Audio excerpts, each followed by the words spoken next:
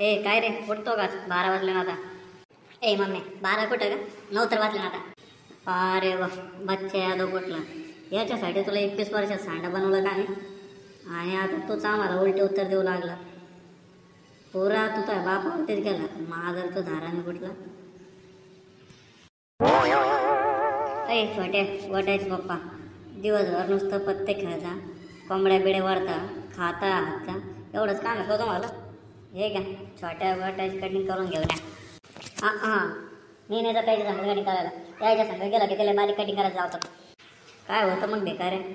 बारीक केस आपलं तर ते कटिंग चांगली दिसते तुझ्यावर. नाही मला 2 साईडच कटिंग आवडते. बारीक केस आपल्या तर शाळेत पोरं असतात मला. अबे जास्त सलमान खान एकतर काय मायने आधीच डोक्याचा भेजा फ्राय केला. आता तू नको मग खाऊ मा बरं का. चल तू कटिंग करायला माझ्याकडे. काय हो कोणता भेजा फ्राय केला तुमचं काय?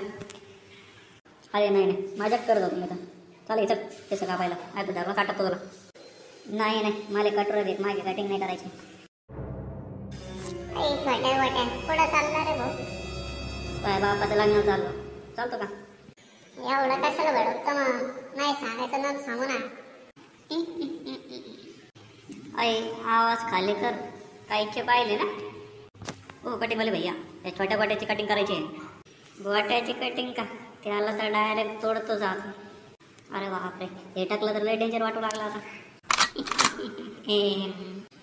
अबे बेकार चोट तू इथं कटिंगला आला ना? नाही का काय बापाचं लग्न येतो येतला आलो लागला. चल बैस पटकन. कोणती स्टायलिश कटिंग करायची आहे तुला? 2 साईड.